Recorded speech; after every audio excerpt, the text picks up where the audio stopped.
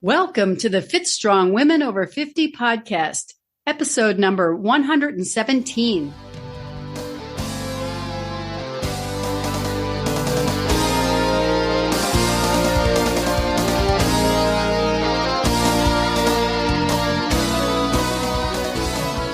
Hi, I'm Chris.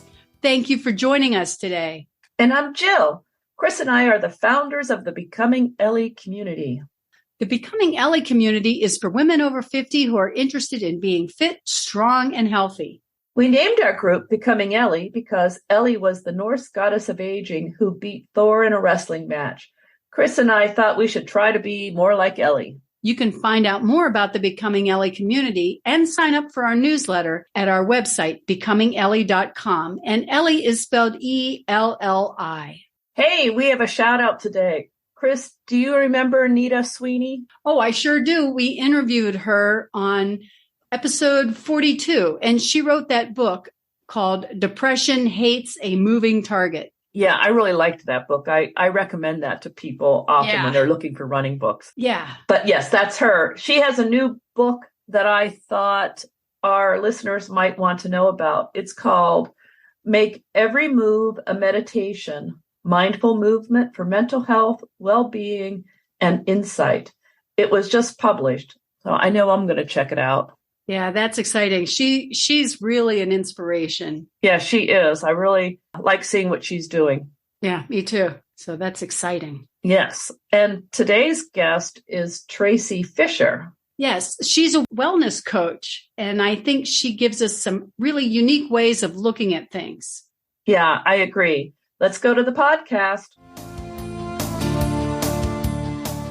Traci Fisher is the founder and chief creation officer of the Wellness Coach, LLC. She is a certified health and wellness coach, motivational speaker, corporate wellness trainer, frequent media guest, managing director of 2 health and wellness companies based in Cleveland, Ohio, and a mother of 3.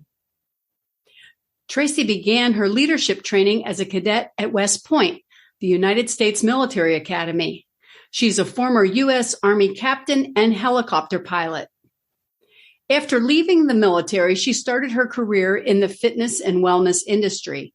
She created Live Active, a total body workout series with the Cleveland Clinic doctors, is a co-author of Lean Body, Smart Life, and creator of the Wellbeingness Model. She's a busy woman. Welcome, Traci. Thank you. You know, I think I already know the answer to this one, but have you ever struggled with weight or health issues yourself? Let me think about that. Yes. I didn't expect you to say that. I have. Oh, yes, absolutely. Especially when I was at West Point. Is that right? Oh my gosh. Yeah. Yeah. All right. I thought if you were at West Point, you would have to stay in tip-top shape. Oh, you do. And they also did this wonderful thing. I was just actually connecting with, I played soccer at West Point, and I was connecting with a group of women, and we were talking about how it's one thing to be fit, as you all know, and you can have high weight and be very muscular. So they only had weight standards. So you would, you would have to weigh a certain amount or under a certain amount. And if you did not make the fit, what they would do, you'd be in line getting weighed. So everybody's there getting weighed, and then you'd step on it and they call your weight out loud. And then they they didn't say this, but I can't remember what they'd say, like basically go to the fat line, where they would literally measure your bust and your hips and, that old fashioned way of measuring your fat. They would do that. Yeah. Wow. So if you had a lot of muscle and you weighed too much, when you went to the measurement thing, when you went to the fat line, would they say then, oh, you just have a lot of muscle? Well, they wouldn't put it like that. They would say that your body fat is within range. Okay. And for some people, and there were plenty of people who were overweight there who were on, what did they call those tables? But they were basically reduced calorie tables that they would. Oh my God. Yeah. Oh man, that would be hard. That would be hard. Well, I didn't expect this question to elicit that answer at all. Well, how about when you weren't being measured by the U.S. government? Oh yeah, I was. Yes, I was heavy. I think I played soccer in high school, and then I got injured. I had some ankle injuries, and so weight has been a struggle for me for a long time. And I, as my mom likes to say, am big boned.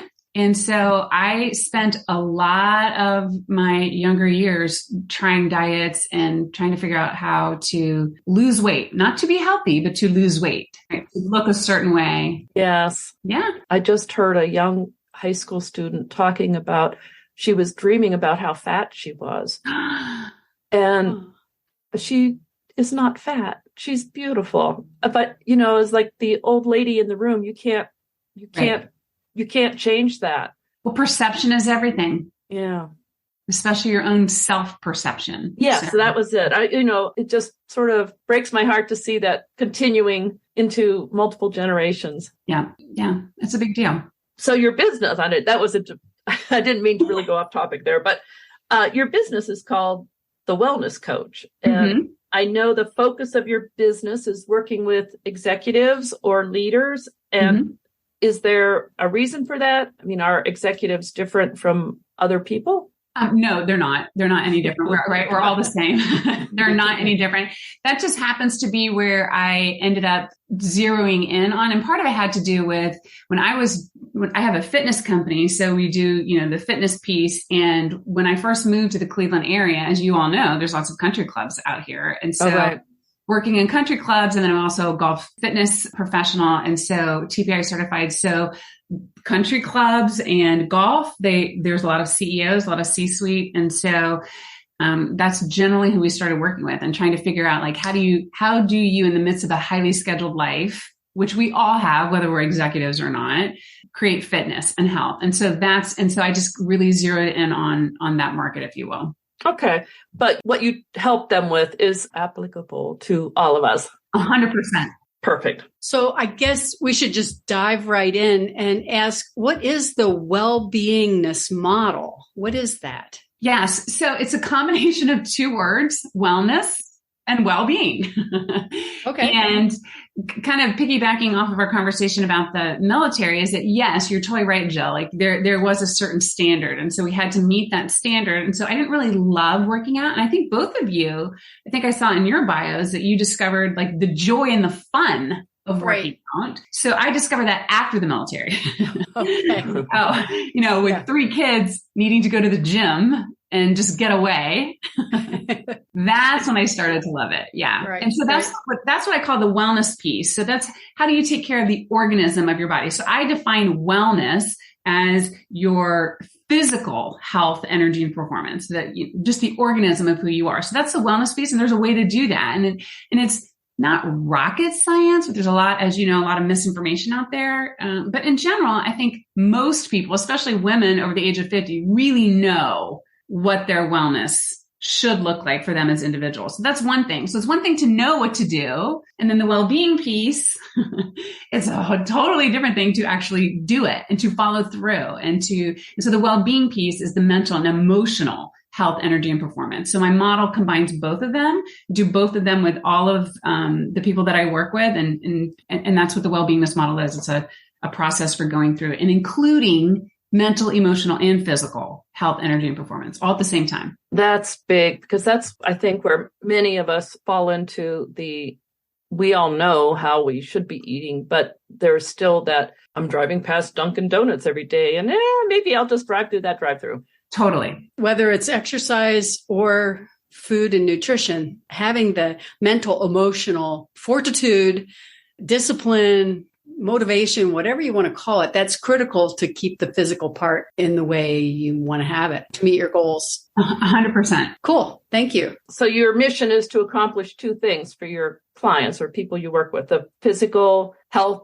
and well-being, and then the mental, emotional well-being. Yeah. And I would say it's not necessarily 2 things, but really, as you all know, like it's really the same thing. So the model just figures out, okay, where do I need to focus? Is it that I really don't know what's right for my body and I'm, drinking orange juice first thing in the morning and not realizing that that's, increasing my sugar levels? Maybe I just don't know that. So we can tweak that a little bit. Or is it that I do know and I've lost the weight before, or I've felt better before, but I just can't get my booty out of bed in the morning. So then it's like, okay, so what are you thinking when you get up, and how can we manage around that? And it's not, let me struggle through it and make myself get up out of bed. But what am I thinking in that moment, and how, and what works for me to inspire myself? And if I don't do it one day, how do I not beat myself up about not doing it, and use that past quote unquote mistake for wisdom versus as I have tended to do in the past, to use it to beat myself up. Not be good enough, right? I'm never going to do it. How do you get that mistake not to turn into a bad habit? Right? Right. I'm sure that people come to you wanting to lose weight, but your website mentions that you also work with people who look healthy on the outside, but are struggling within. Can you talk to us a little bit about that? For sure. And that is definitely from personal experience. So after I left the military and I started doing the fitness aspect, that was the first part that I did. And I got really fit. I had really low body fat. I was lifting weights all the time. And I finally, had the quote unquote body that I always wanted. And I was binge eating candy corn and drinking way too much red wine and not feeling fulfilled in my marriage. And even though I looked the part, I had the white picket fence, the 3 kids, I just wasn't happy, and there was something really missing. And I feel like for a lot of people who are either at the top or they're afraid, or they don't have friends like you all to connect with, it feels very lonely. Sure. Even if you look like you've got it going on. And so health isn't just what you look like, or even how your body is functioning, but like, are you feeling fulfilled and loving life, or are you just, surviving? White knuckling through. White knuckle. So that's what that piece is about. I know we just said that these aren't two different things, but let's just start with the physical for a minute. Mm-hmm. How do we achieve wellness in our bodies? What do you recommend to your clients to do? So the very first thing that I recommend is that they come up with a vision, which is different than a result. So a result might be that the result is that I weigh 200 pounds and I really want to weigh 170 pounds. So that's a result. The vision is why? Why? Because you think you should, or because you want to have deeper intimacy, or because you want to feel physically better in your body, or because you want to reduce your blood pressure, or, what is the actual, let me take that back. Not to reduce your blood pressure. That's another result, right? But what is it? What's the vision? How are you lit? What does it look like? And to connect those first and foremost. So we always start there so that it has some verve behind it. And that I'm not just trying to lose weight again, or. So the doctor isn't bugging me. Yeah, right. So, right. Because that's not. It's not that. Right. Because that doesn't last. I don't feel like it has been my experience. Yeah, it's not a vision. That's for sure. It's more of a. I gotta have to. It's somebody else telling you what to do. Yeah. Right. So that's the first piece. And then this second recommendation I have is a question is, what do you know works for you? What do you already know that works for you? And generally people will say something like, well, I probably need to not drink as much red wine, or I probably should not stop at Dunkin' Donuts, or it's these client dinners that get me, or I'm great until, when I'm watching Netflix at night. So that's the second place that we start, second step, if you will. And then I just basically caveat and make sure that they have these 3 groups, which is, how do you fuel your body? What are you eating? What are you drinking? What are you taking in? And then how do you rest? How do you recover from your running? Or how much do you sleep? Or do you need a nap? Or do you need some meditation or deep breathing? And then the third one is movement, right? What is the movement that you're doing? And as a little bit of a side note, I'll say, I think a lot of times people will say, oh, I need to go to the gym. I've got to do that 30 minutes a day, or whatever the recommendation is. And I feel like if people know where they are, they're not doing any movement, and we say, you know what, how about 5 times a day, you just do some back stretches, right? And open up and contract your back muscles instead of your chest muscles. Let's just start there, right? So, and then they make up their own protocol. What role does exercise play? Do you recommend cardio or strength training, or I guess it's all different things? Yes.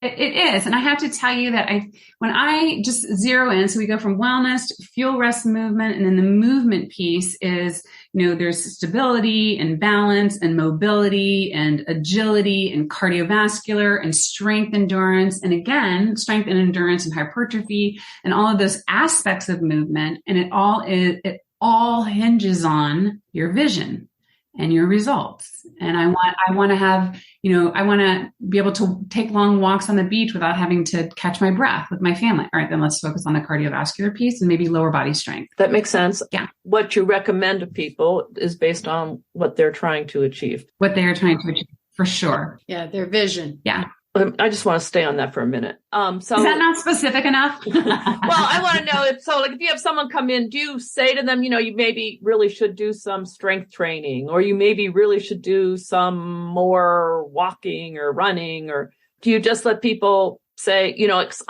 there are people who love going to the gym and there are people who hate going to the gym. Totally. So now I think that if somebody is coming to me as a personal trainer or doing group fitness and they're asking a question like that, then I have an opinion about that, or like, okay, tell me what you're doing. And okay, this is what I would recommend. In general, as an executive coach, when I back up, I really am trying to get people to figure out like, what is real for them? Like their neighbor's running marathons, somebody else is doing Orange Theory, someone else just walks every day. And to really, before we look outside of ourselves, to look within and say, okay, what's good for me? I really want to do group fitness classes because I like connecting with other women. Like that would really make me feel good. So that is really where I start. And then of course there's a balance of, if you are a runner and you constantly have, tight hamstrings or tight low back, then let's talk about, how are you stretching? Are you doing static? Are you doing dynamic? And so in general, when I do that, when I'm going one-on-one with a client, I'll ask permission to go into kind of the expert mode and say, do you want some ideas about this or some suggestions on how to eat? And so that is really how I approach it in general, because there's so much information. You can Google so much stuff and just it's so overwhelming. That's true. It is. Yeah. Lots of opinions out there too. Right. And it's the same for food too, right? Yeah. Yeah. Yeah. Exactly. Whether it's recipes, it's funny when you start talking about food, people can Google recipes and boy, that recipe looks great. But then you start dissecting it and what's all in there. It's like, oh, never mind. I don't want to make that. Totally. And I'll share with you all that I think that one of the things that I do, and I'm actually considering putting together a little bit of a recipe book because again, I try to stay high level. Sure. Okay. Vegetables, fruit, lean protein, healthy carbs. Like what are you currently eating? When are you eating? And I do have, if you go onto my website, I do have a healthy leader, exactly what to eat checklist, but I'll tell you what it is. There's 4 rules. There's really 3, but rule 0 is cut out the junk. Like if it comes from processed a plant, food, right? Right. Or a building, or if it's not real food, you already know that, right? That to me, that is the hardest one for people because it's highly addicting. Yeah. And you tell people to stop eating sugar or processed sugar. And like that all by itself is like a massive endeavor. Mm-hmm, sure. And it's convenient. I mean, so much of it, so easy to get. 4 rules. First one is don't eat junk. That's actually rule 0. That's the baseline. Rule 0. That's baseline. Okay. All right. Right. Because I like to do everything in 3 so that I can remember it and so that people can remember it. So the rules are, remember this, Q, the 3 Qs. So the first one is quality. So the opposite of eating junk is eating whole quality foods, right? So fruits and vegetables and lean protein and, healthy carbohydrates, healthy fats. That's rule number 1. The second one that has to do with, is quantity. And this is one of my favorites. I'm not a huge calorie counter or, does it fit in the palm of your hand or how big is your plate? I like to measure quantity by a hunger scale. Am I hungry? First and foremost, when I'm eating. And if 0 is the center, and then it goes positive 10 to one side and negative 10 to the other, 0 is I'm not hungry and I'm not full either. Positive 10 is I just had 2 Thanksgiving dinners. I ate so much, I feel disgusting. And then negative 10 is I will eat anything, including my arm. I'm so hungry. Okay. What I ask people to do is to stay between -3 and +3. So am I hungry up to a -3? Okay, yeah, now it's time for me to eat. And then I just eat until I get to a +3. And then I stop. And I think that if we listen to that, so that does a couple of things. It connects our minds to our bodies so that we have to even pay attention to what hunger feels like in our own bodies, which, by the way, has a lot of parallels with, how are we feeling when people say certain things or when events are going on. It helps us to connect our mind to our body. And then you don't ever have to remember that. It's just, you're just listening to your body. So that's the quantity piece, quality, quantity, and then frequency. I took a little liberty with that. The Q, frequency, is basically how often are you eating? And I am a huge advocate of 2 to 3 meals a day, that I think that your body needs time to digest its food and for us not to be eating all day long. And if you're going to work on your hunger scale, then 2 to 3 meals should be it. And then you don't have to worry about it anymore. And the other piece that I do with frequency is I am a huge, huge advocate of breaking your fast later in the day, right? So you breakfast. Kellogg's made up breakfast is the most important meal of the day. And I would say every meal that you put, everything you put in your mouth every time is important. And then when you break your fast, that's when you affect your insulin levels and your body starts digesting. So I have a lot of clients who say, oh my goodness, I did not think it would be that easy to just not eat breakfast. I thought I was forcing myself to eat breakfast because I thought I should. And for some people, they're like, no way, I have to eat breakfast. If I don't feel good. I need to have a little something or, so it's different. Again, you are the expert of you. So those are the 3 Qs: quality, quantity, and frequency. So you do find that people do well with some sort of time restriction, postponing when you're eating at the beginning of the day, basically.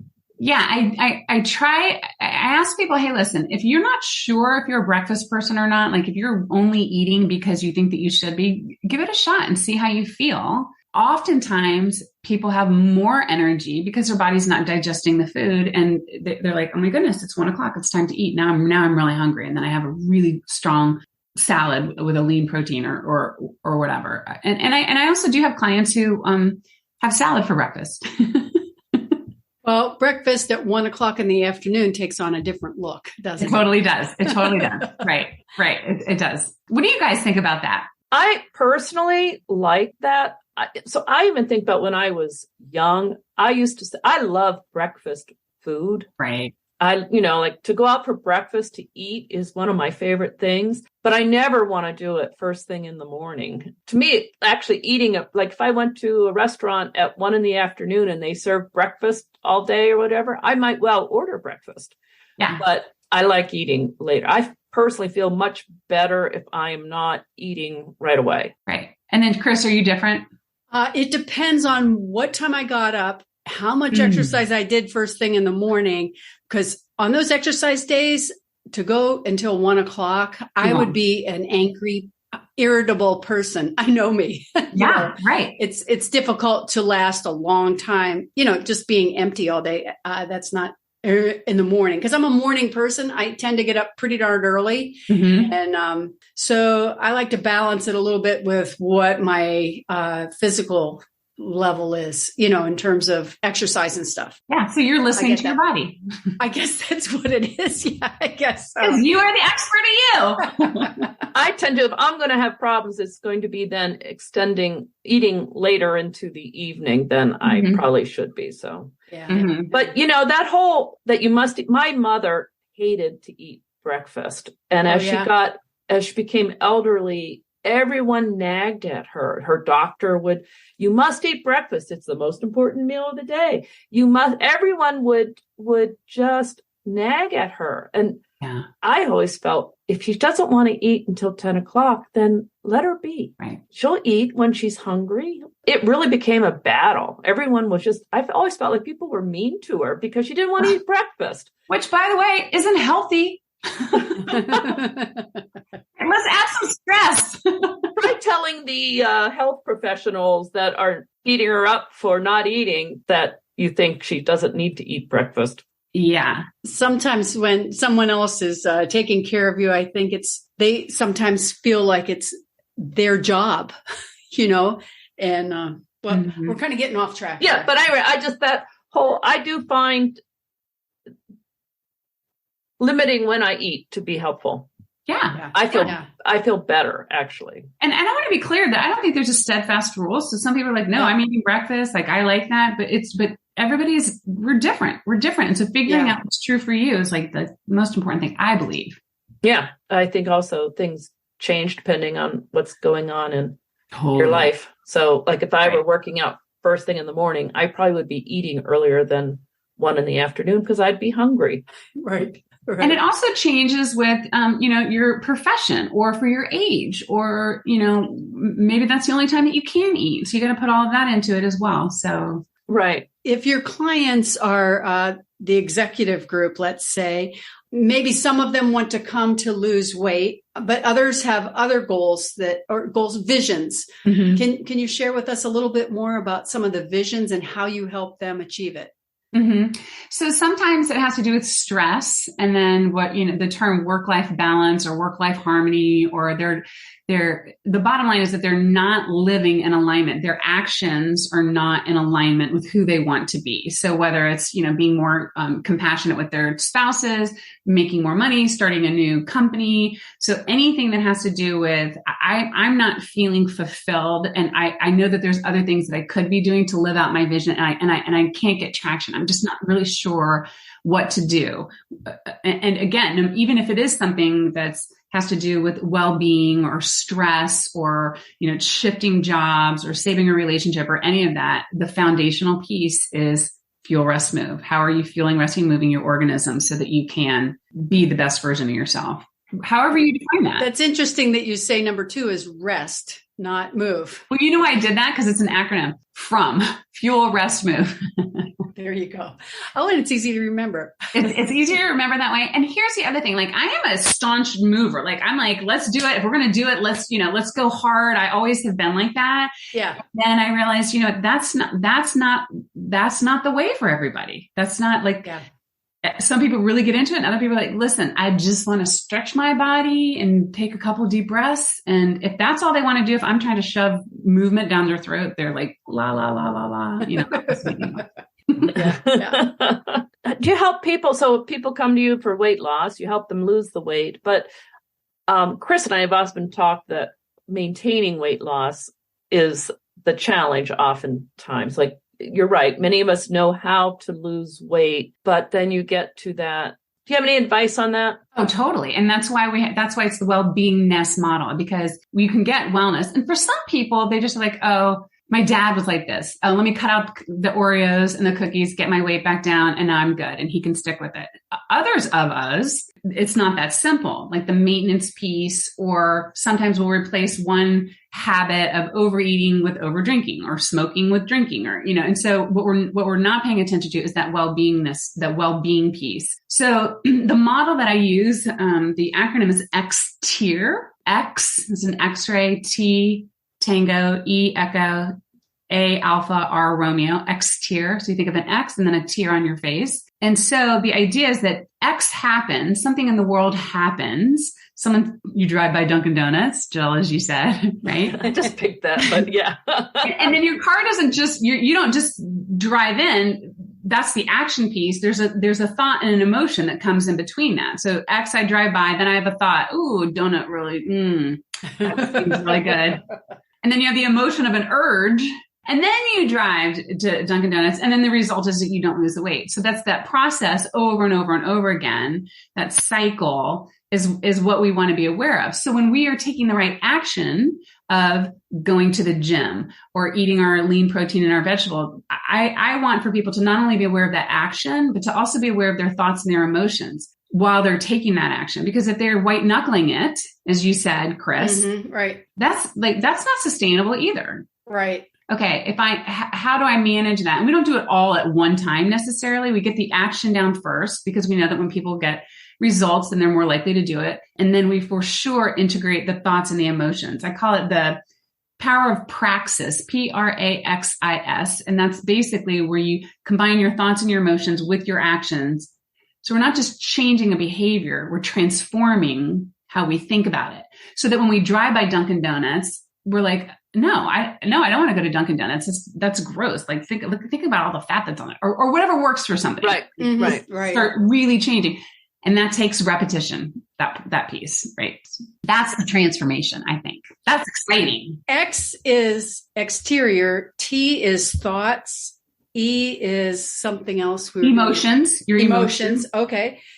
A is your actions. Actions. And R is results. Your result. Yeah. Okay. And the X is like, got it. X stands for external circumstances, right? Which can also technically be your internal circumstances, but anything that happens outside of you, like it is what it is. Sort of like a cue. Right. Like it happened. You drove by Dunkin' Donuts. Somebody cut you off in traffic. Yeah. Right. It's done. Interesting. Yeah. Yeah. Was that confusing to you guys? No, I'm just saying that. So my comment really is sort of, I went through a period of time years ago where I really did, like, I would be driving down the road and I would see a donut shop and I would have this compulsion to stop. Right. What I eventually realized was my doctor had put me on a medication. And when I went and did some research, and I was like gaining weight, what is going on with me? Because I'm really not that driven to eat donuts or whatever.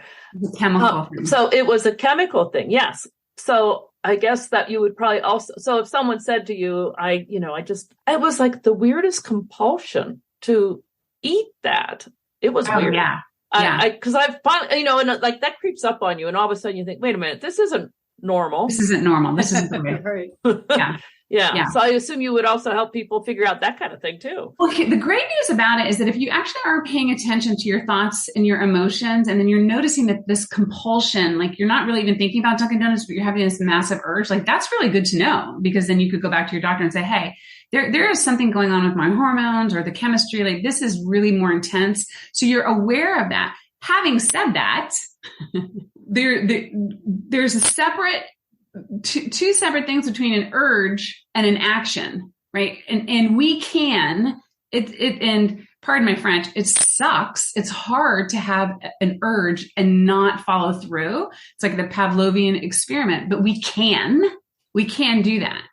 You can have an urge and sit with it and let it dissolve. That's a massive meta skill, and it takes a lot of practice, and, but we can. So our emotions are not our actions, right? So to be able to distinguish between those two, it's immense. Right. That's awesome. I keep thinking in my other life, I'm a marketing consultant, and I think of all of the taglines of each of the fast foods and, whatever you deserve a break today. Yeah, all of them. They're meant exactly to create that cue or that urge or whatever. That's what marketing is, unfortunately. And the whether it's the companies that do the fast food or the processed food, the TV commercials, it's just, totally. All of it is very difficult. And so I guess that kind of leads into the next question. And I want to turn to the mental and emotional aspect. And so how do you help your clients feel healthy, both mentally and emotionally? Right. So I'm going to pause the answer to that question for a second and circle back to what you just said, because I think it's really important. Even though I said that, being able to distinguish between your emotions and not following through with them,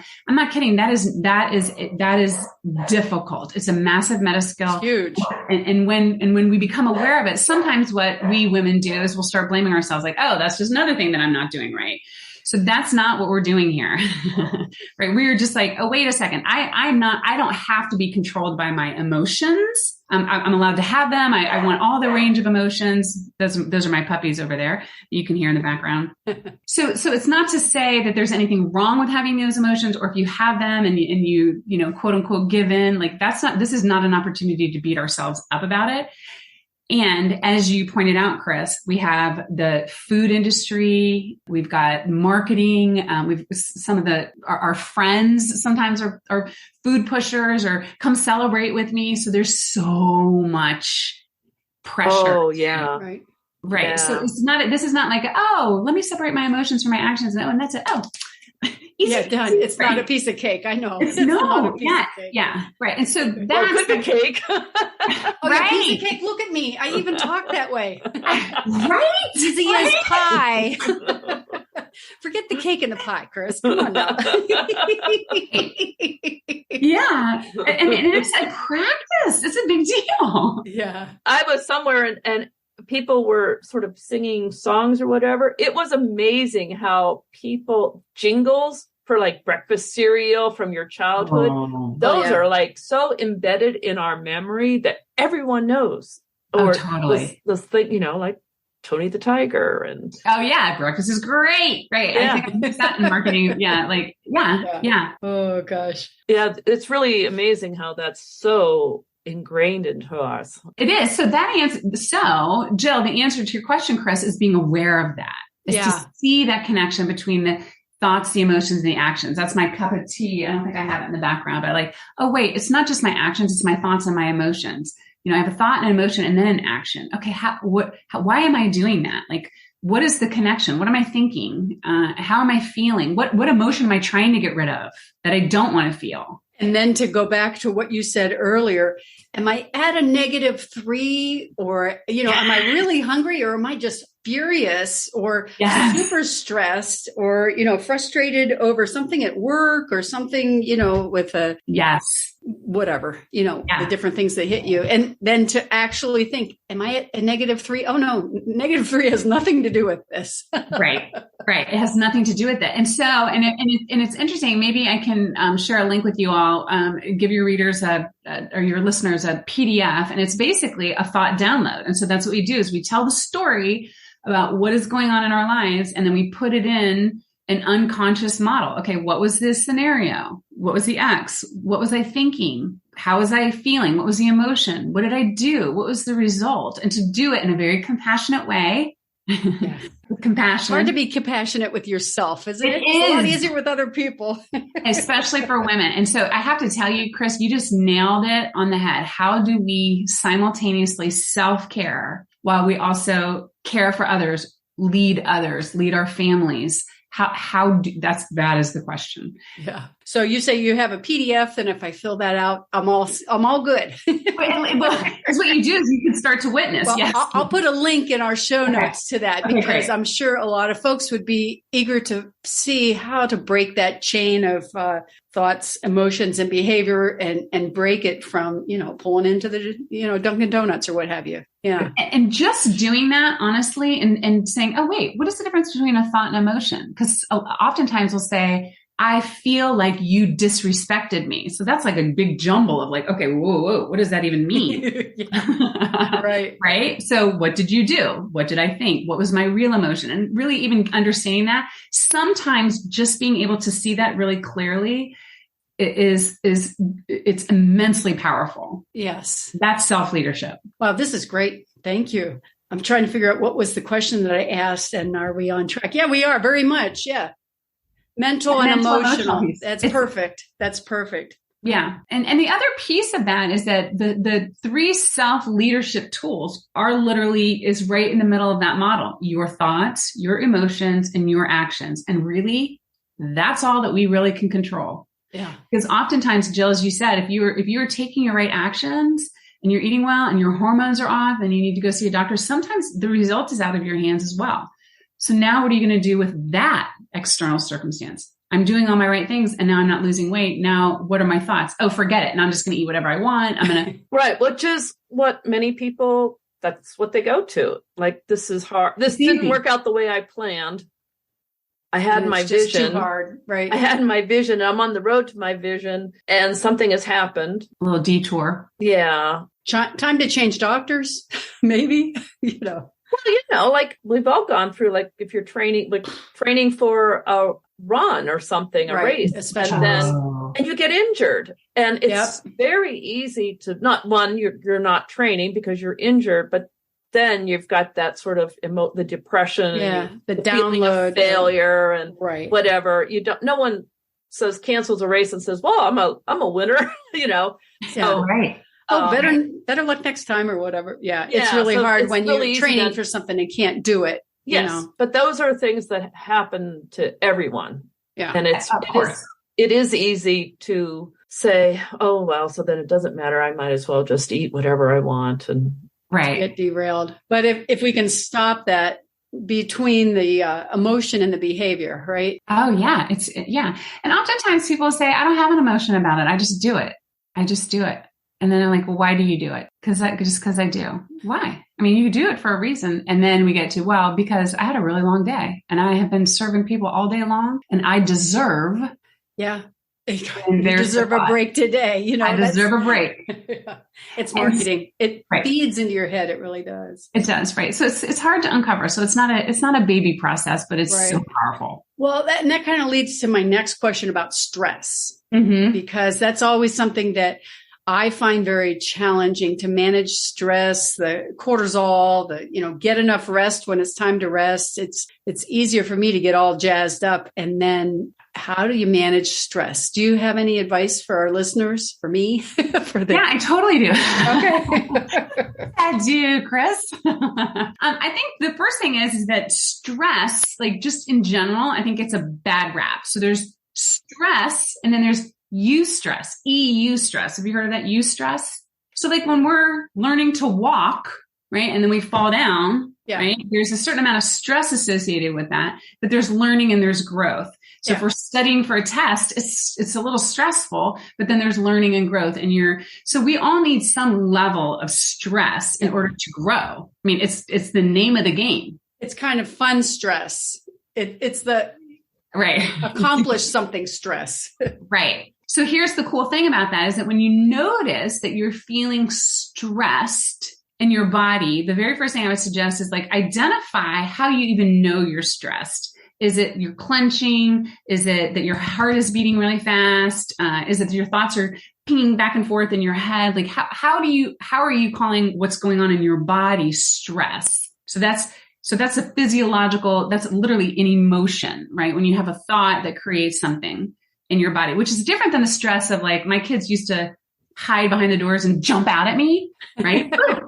Yeah. That's stress. Yeah. But I'm not thinking, it's just like, it's just reflex. My amygdala. Right. Yeah. So there's that. So I would say that that's the first thing is to say, oh, what does stress actually feel like in my body and to identify it? Because when we do that, immediately what you're doing is you're creating a little bit of distance. And again, you're realizing that you're not your emotion. You're not your stress. You have this ability to back up and be meta aware, use a different part of your brain to be aware of the stress. It's almost like you're watching yourself on a movie screen. So that's the first piece. And then the second one is to decide if you want the stress or not. And I'm assuming that you were like, no, I don't want this. Well, the bad stress, yeah, definitely. A bigger distance is better. Well, there's also chronic stress. So if you're studying for a test, that is stress that resolves. Right. It's a deadline. It has a deadline. So you take the test. I mean, so people get very upset over taking things like the SATs, very stressed out, but they go on a Saturday morning and they take that test and then that stress is over. They may go on to whatever the next stress is, but it ends. But there are times in life where you have chronic stress. That's hard to deal with. Right. Like if you have an aging parent or working long hours or somebody that you need to care for, a child who has something that you need to take care of. Yeah. So if you're deciding that you want to reduce your stress level, the other thing that I do, Chris, is like I use a scale. Like stress is fairly subjective. Sometimes I'm like, crazy stress on a scale of 1 to 10. I'm like, I'm about to lose it at a 10. And then at 0, I'm like, not stressed at all. So one of the things I ask is on that scale, where are you in your level of stress? And so let's say it's you're caring for an aging parent and you're like, in general, I'm like at a 7. And what I'd like to be is a 4. So then we go back to the fuel, rest, move. What would you do to help your organism, right? What do you really need to do? Well, I probably need to get more than 4 hours of sleep. And so you go through that. And then there's the mental and the emotional piece. Okay. Now what are you thinking about, that your parent is aging and they need your care? How are you approaching that? What are you thinking about that? What are you constantly doing in your mind in reference to that? And what emotions are you creating? Because the truth is that the parent, the child, the situation, and this is a big drum roll moment, is neutral. Neutral. Yeah. It doesn't mean anything. Like, so if your parent, Chris, is sick, that means something very different to you than it does to Jill, right? Jill cares about you, but she's not affected nowhere near the same as you are. Got it. Yes. So it's a neutral event until you give it meaning by your thought, which is the XT.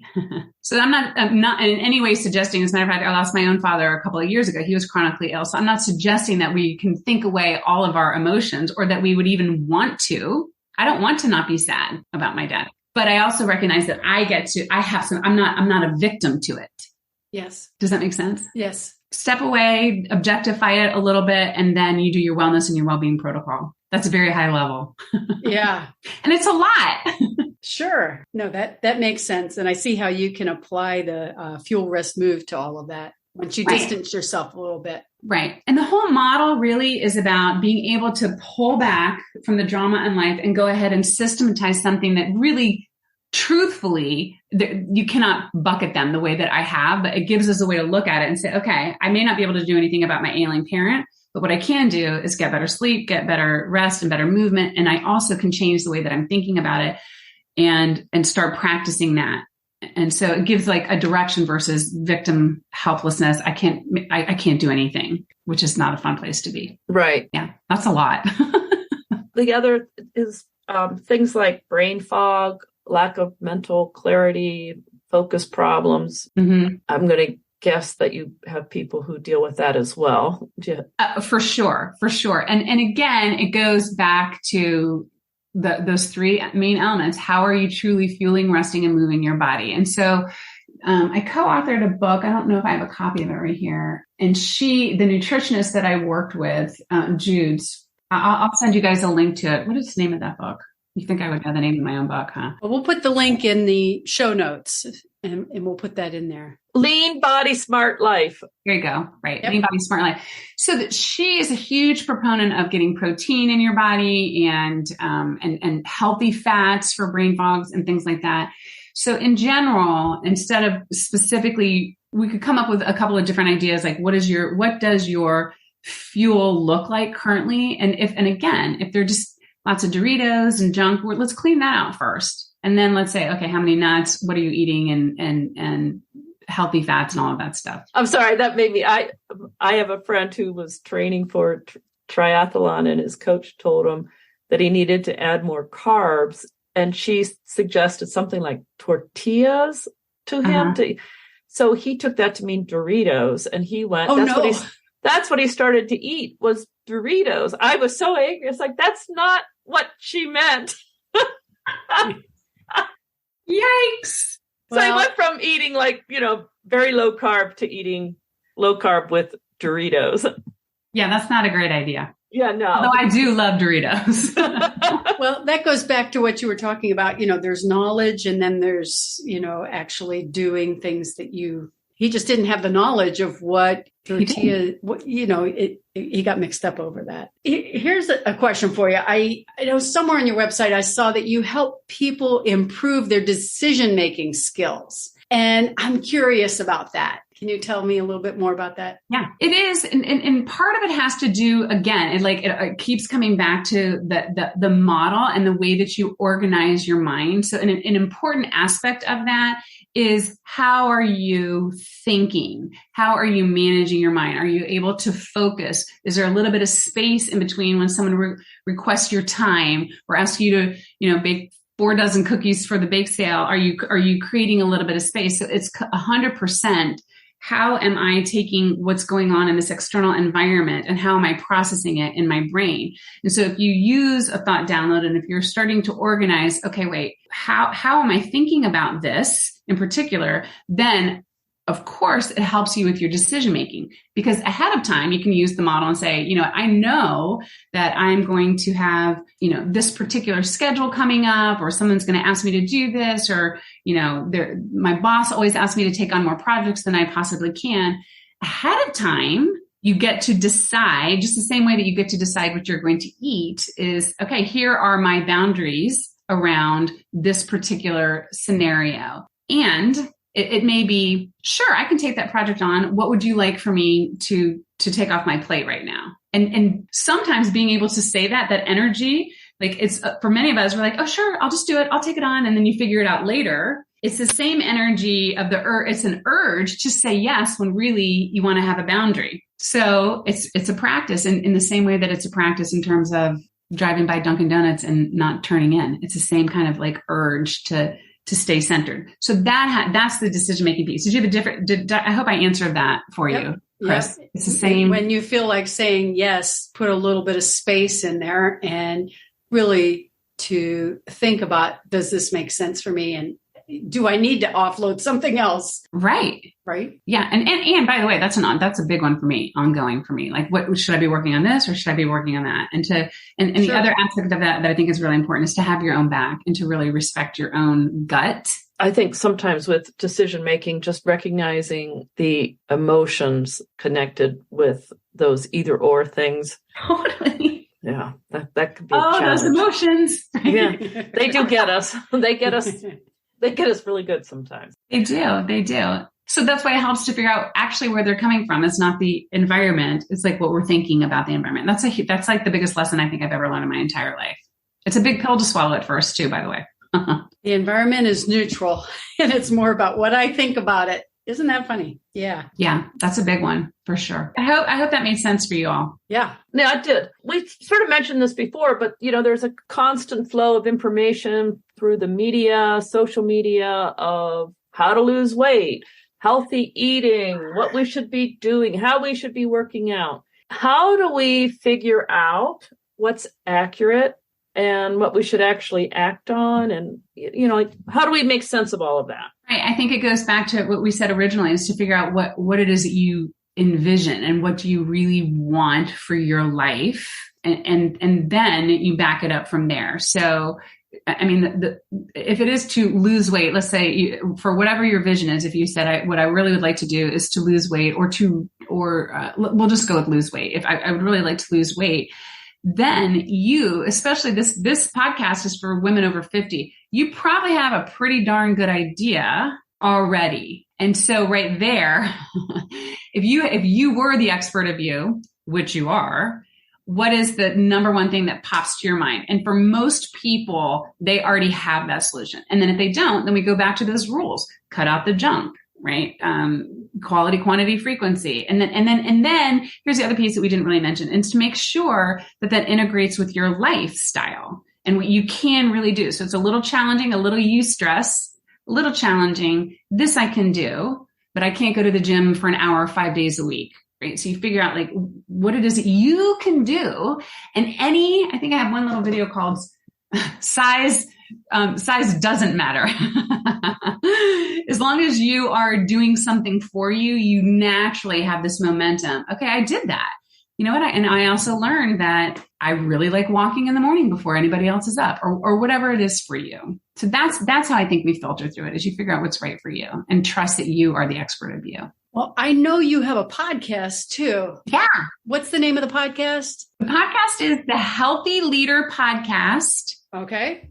And the very first episode is the self-leadership, and that goes through that exterior model. And I think that there's the download might even be, the thought download is not there, but a download to really go through what each one of those each one of those sections in the exterior model is in there. That's cool. Yeah. Thank you. Great. I just there was something I wanted to ask you, which is just basically, if there's only 1, 2, or 3 things that we could do for our health, what would those be? I would say, of course, it's different. I'm going to say it again, Jill. You are the expert of you. But in general, I would say doing some form of morning quiet time where you start with you.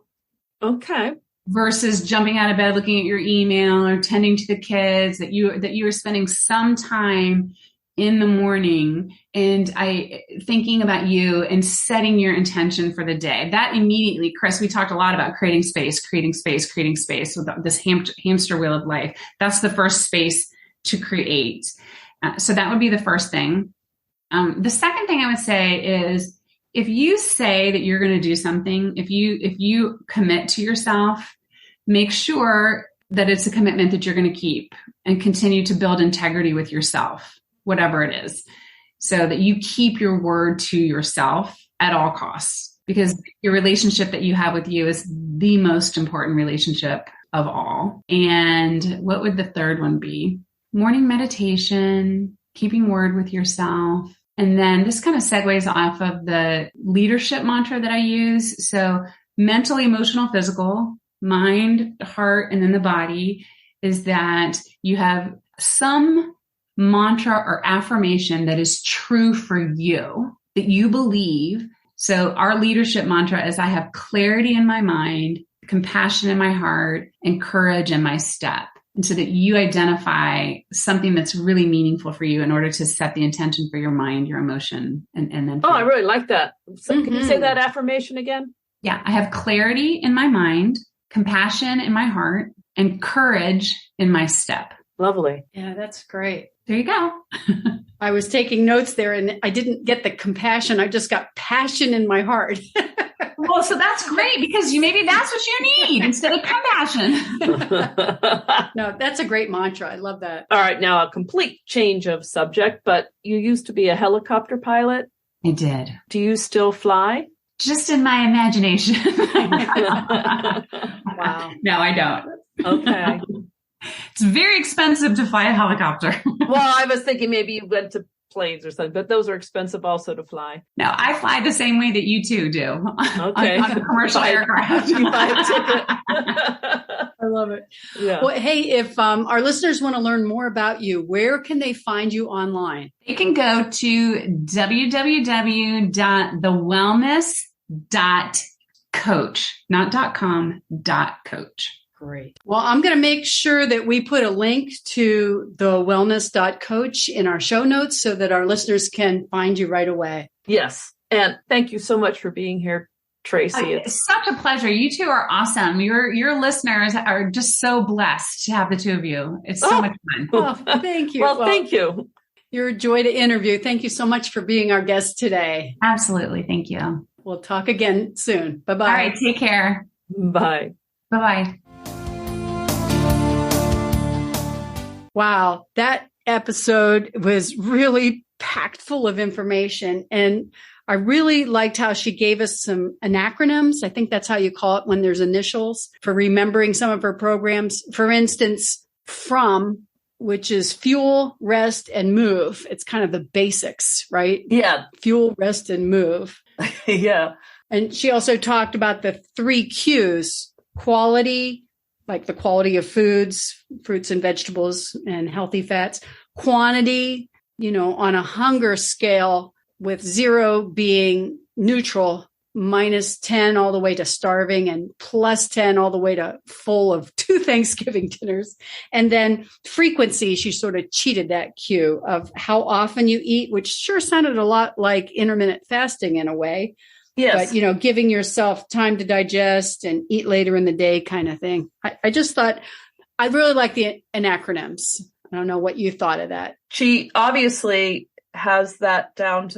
She looks for tools to help people remember what she has to say. So there was also the one that she called X tier. Correct me if I have this. I'm wrong on any of this, but the X is for external, which are outside forces, influences, things that are happening outside of you. And then the tier, T is for thought. It's whatever you think about that exterior thing. And then the E, which leads to E, which is your emotional response. Right. The urges. Yeah. And then action is when you respond to all of that. And in this case, it's responding in the way that you want to, like the right action, which would be eating lean protein or going to the gym instead of doing whatever your initial emotional response might have been. Yeah, like for me, running through a fast food or something, or grabbing a bag of potato chips. Exactly. Not the right action. And then the R was Yes. result, so that if you do the action, you will get the results that you're looking for. That was a complicated one, but I think that one really means a lot. Yeah, that X tier, it sounds to me sort of like exterior, which is how it makes me think about the outside forces on you. We do all react emotionally to things, even if you're not really aware of it. Yeah, sometimes it's hard for me to separate the thought from emotion, and I feel like the exterior, it all happens so quickly in my head. I think taking a little pause and focus on the right action, because we all know the right actions, but man, some days. And that was what I liked about what Traci said. At this point, we actually know what our body responds well to. Right. You don't get to be 50 or older and not know, at least, even if you don't know what actually works best for you, you do know what doesn't work for you. Yeah. Which I thought was a good point, is that we don't really necessarily need to be told exactly what to eat. We just need help with how to stick to our goals. It's always nice to get new knowledge too. And that, like she used the example of Doritos, I think, tortillas or, Doritos. Like that was funny. Yeah. But, there's been a lot of things that I have learned about food and exercise and all that. You think you know it all. You don't know it all. But in general, we have a good idea of what we want to be doing. Yes, but that dealing with the emotional and mental parts of it, that's sometimes the hardest one for me. Yeah, you can really see why she's a coach for leaders, because she gets into the whole mental game, which I think is the hardest part. Yes, it is. I think that can be challenging. Yeah. Well, I'd love to hear from our listeners about how they handle the physical and especially the mental and emotional. Like, how do you stay fit and healthy and strong with your not only physical, but mental and emotional? Yeah. And maybe what you struggle with, right, too, because I think we all have our own struggles with that. For sure. So if you'd like to tell us about those things, you can reach us at our website, becomingellie.com, or on any of our social media accounts. And we are Becoming Ellie at Facebook, Instagram, Twitter, Pinterest, LinkedIn, and YouTube. And also be sure to join our private Facebook group where we encourage and support each other. It was great talking with you today, Chris. I'm looking forward to our next episode of Fit Strong Women Over 50 podcast. I am too. See you next time, Jill. Bye-bye now. Bye.